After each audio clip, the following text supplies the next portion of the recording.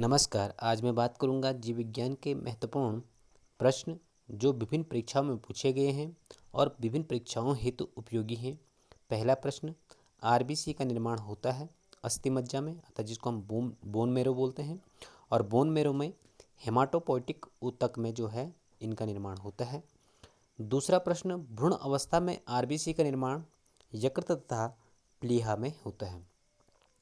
तीसरा प्रश्न, आरबीसी एवं डब्ल्यूबीसी की कब्रगाह अर्थात कब्रिस्तान कहते हैं प्लीहा को अर्थात स्प्लीन को, जिसे हम स्प्लीन भी कहते हैं। चौथा प्रश्न, आरबीसी में केंद्रक नहीं होता है, किंतु जो अपवाद हैं ऊंट एवं लामा दो ऐसे जीव हैं जिनके आरबीसी में केंद्रक होता है। पांचवा प्रश्न है, आरबीसी की संख्या को हीमोसाइटोमीटर से ज्ञात किया जाता है। मनुष्य का रक्तचाप 120/80 mmHg होता है।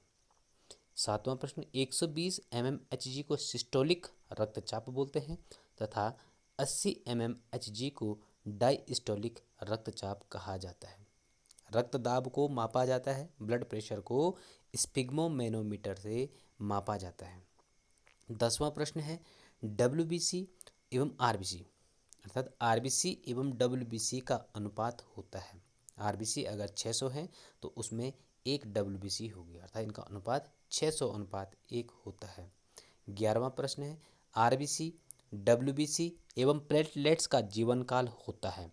आरबीसी का जीवन काल 120 दिन, डब्ल्यूबीसी का जीवन काल 4 से 5 दिन का, और प्लेटलेट्स का जो जीवन काल होता है वो 8 से 10 दिन का होता है। 12वां प्रश्न है, एक यूनिट में 350 मिलीग्राम खून लिया जाता है। जब कोई ब्लड डोनेशन करता है तो एक यूनिट अगर करता है तो एक यूनिट में 300 मिलीग्राम खून होता है। 13वां प्रश्न है, डब्ल्यूबीसी की संख्या का बढ़ना कहलाता है। डब्ल्यूबीसी की अगर संख्या बढ़ती है तो उसे हम ल्यूकेमिया कहते हैं, जिसे हम ब्लड कैंसर भी कहते हैं। 14वां प्रश्न है, एक स्वस्थ व्यक्ति के शरीर में हीमोग्लोबिन की मात्रा होती है 13.5 से 17.5 ग्राम प्रति डेसीलीटर, ये पुरुष में होती है, तथा 12 से 15.5 ग्राम प्रति डेसीलीटर महिला के शरीर में हीमोग्लोबिन की मात्रा होती है। 15वां प्रश्न है, हीमोग्लोबिन अणु में मौजूद लौह परमाणु की संख्या 4 होती है। 16वां प्रश्न है, आरबीसी की संख्या अधिक होने को हम पॉलीसाइथीमिया कहते हैं। मानव रक्त एक प्रकार का तरल संयोजी ऊतक होता है। 18वां प्रश्न है, मानव रक्त का पीएच मान 7.4 होता है। 19वां प्रश्न, मानव शरीर में रक्त की मात्रा जो है कुल वजन का 7% होता है। अगर किसी व्यक्ति का 50 किलोग्राम भार है तो उसका 7% जो है उसके शरीर में रक्त होता है। 20वां प्रश्न है, रक्त के अध्ययन को हेमेटोलॉजी कहा जाता है। 21वां प्रश्न, रक्त के निर्माण की प्रक्रिया को हीमोपोइसिस कहते हैं। 22वां प्रश्न, रक्त समूह एवं रक्त परिसंचरण तंत्र की खोज किसने की? तो रक्त समूह की खोज कार्लैंड स्टीनर तथा रक्त परिसंचरण तंत्र की खोज विलियम हार्वे ने की थी। रक्त समूह 4 प्रकार के होते हैं, ए, बी, ए बी, ओ, जिसमें ए बी को जो है सर्वग्राही कहा जाता है क्योंकि इसमें कोई भी एंटीबॉडी नहीं होती है, और सर्वदाता और दीर्घवर्ग को कहा जाता है क्योंकि इसमें एंटीजन नहीं होती है और एंटीबॉडी पाई जाती है। 24वां प्रश्न है, रक्तदाब को स्पिग्मोमेनोमीटर से तथा आरबीसी की संख्या को हीमोसाइटोमीटर से ज्ञात किया जाता है। 25वां प्रश्न है, आकार के हिसाब से सबसे बड़ी कोशिका डब्ल्यूबीसी, उसके बाद प्लेटलेट्स और सबसे छोटी आरबीसी होती है। और संख्या के आधार पर सबसे ज़्यादा संख्या में आरबीसी होती है, तब प्लेटलेट्स होती हैं, तब डब्ल्यूबीसी होती है। 26वां प्रश्न है, कीटों के रक्त का रंग सफ़ेद अर्थात रंगहीन हीमोसाइनिन के कारण होता है और इसमें कॉपर धातु होती है।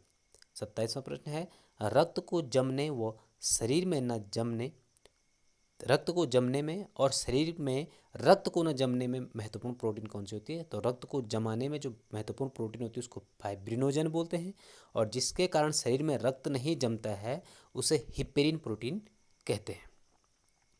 28वां प्रश्न है, रक्त के शुद्धिकरण को डायलिसिस कहा जाता है, जो कि किडनी में होती है। 29वां प्रश्न है, प्लेटलेट्स जिसको हम थ्रोम्बोसाइट्स भी बोलते हैं का निर्माण भी बोन मेरो अर्थात अस्थि मज्जा में ही होता है। 30वां प्रश्न है, मानव कर्ण की अस्थियों की कुल संख्या 6 है। मानव कान में जो है 6 अस्थियां पाई जाती हैं, स्टेपीज, मेलियस और इनकस, और इसमें सबसे छोटी हड्डी होती है स्टेपीज। 3 एक कान में, 3 दूसरे कान में, इस प्रकार से 6 हड्डियों की संख्या होती है। 32वां प्रश्न है, इंसुलिन, रक्त एवं क्लोरोफिल में कौन सी धातुएं उपस्थित होती हैं? तो इंसुलिन में जिंक होता है, रक्त में Fe अर्थात आयरन होता है, और क्लोरोफिल में मैग्नीशियम अर्थात Mg धातुएं उपस्थित होती हैं। इंसुलिन की खोज बेंटिंग एवं बेस्ट ने 1921 में की थी। 34वां प्रश्न है, इंसुलिन की प्राथमिक संरचना की खोज ब्रिटिश आणविक जीव शास्त्री फ्रेडरिक सेंगर ने की थी। सबसे पहले बोवाइन इंसुलिन बैलों के अग्नाशय से प्राप्त किया गया था। 36वां प्रश्न है, अग्नाशय यानी पेनक्रियाज मिश्रित ग्रंथि के अंतःस्रावी भाग लैंगरहैंस की दीपिकाओं की बीटा कोशिकाओं से स्रावित होने वाला एक जंतु हार्मोन होता है।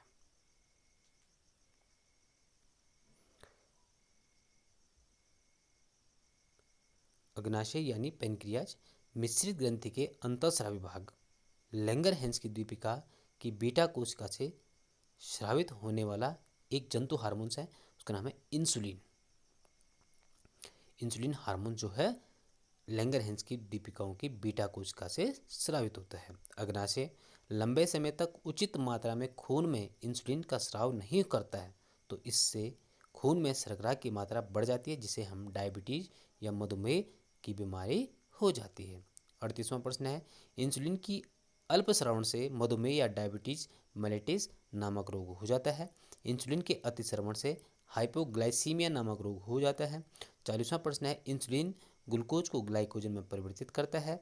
41वां प्रश्न है, लाइकेन वायु प्रदूषण के संकेतक होते हैं। 42वां, पेड़ों की छालों पर उगने वाले लाइकेंस को कॉर्टिकोलस, खाली चट्टानों पर उगने वाले लाइकेंस को सेक्सिकुलस कहा जाता है। 43वां प्रश्न है, शैवाल, कवक और लाइकेन परस्पर सहजीवन के रूप में रहते हैं। प्रयोगशाला में प्रयुक्त होने वाला लिटमस पेपर लाइकेन और रोसेला नामक लाइकेन से ही प्राप्त किया जाता है। रक्त को जमने में मुख्य तत्व प्रोटीन एवं विटामिन कौन सी होती हैं? रक्त को जमने में मुख्य तत्व कैल्शियम, प्रोटीन होती है फाइब्रिनोजन तथा विटामिन की होती है। 46वां प्रश्न है, मानव शरीर के भीतर खून न जमने के लिए उत्तरदायी प्रोटीन और इसका स्राव कहाँ से होता है? तो मानव शरीर के भीतर खून न जमने के लिए उत्तरदायी प्रोटीन हिपेरिन होती है, और इसका निर्माण जो है इसका निर्माण या इसका स्राव जो है यकृत से होता है। विश्व का सबसे बड़ा एवं सबसे छोटा पुष्प रेफ्लेसिया एवं बुल्फिया है। मानव शरीर की सबसे बड़ी, सबसे छोटी मिश्रित अंतःस्रावी ग्रंथि है।